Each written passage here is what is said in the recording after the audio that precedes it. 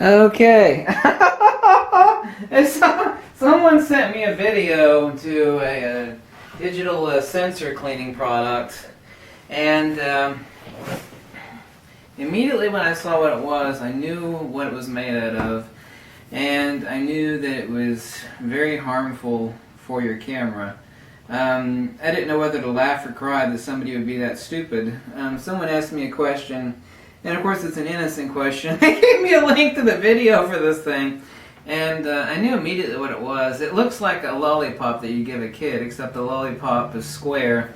It looks like this. It's called a sensor cleaning stick, and all it is some surgical silicone that's coated blue, and you're supposed to stick this thing on your sensor. And of course, you're not really touching your sensor. You're actually touching the pass filters, the AA, and the infrared filters, depending which camera you got. You're actually touching that, but those are still sensitive, and you don't actually apply pressure or use dry methodology to those unless, of course, it's a blower and you're not actually touching it.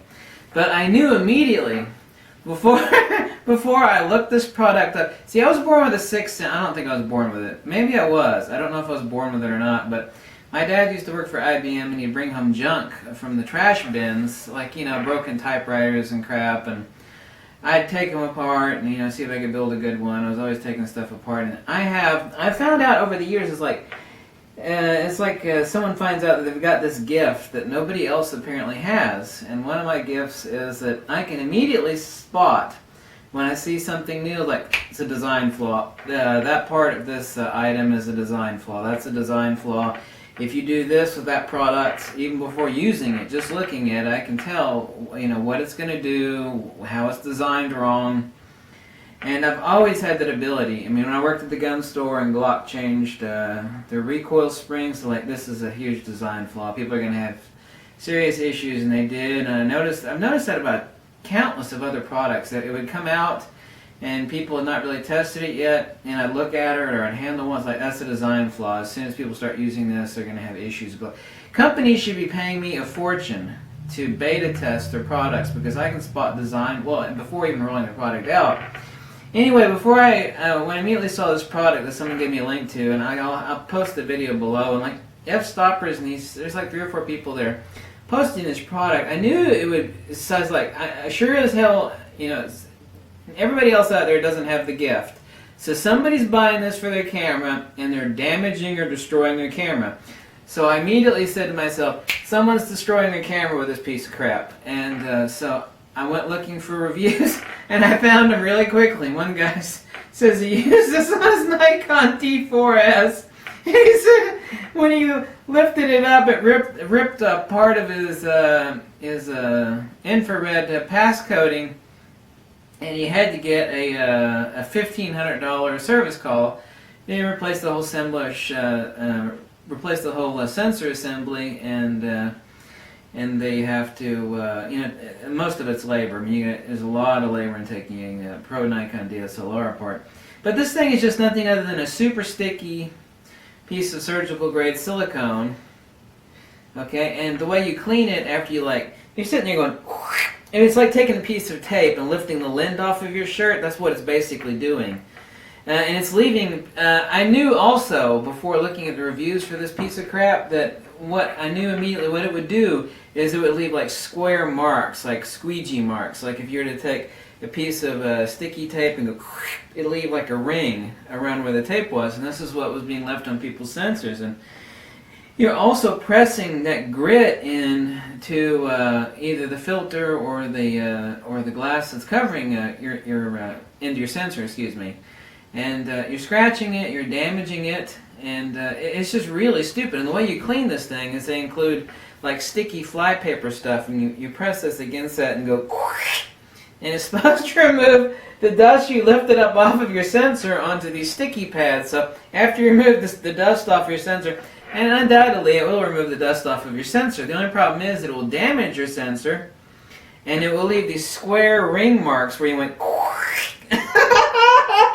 So all these people are like, it got the dust off my sensor, but when I went to go check the sensor, there are all these square marks where I actually pressed the sensor in and lifted the dust.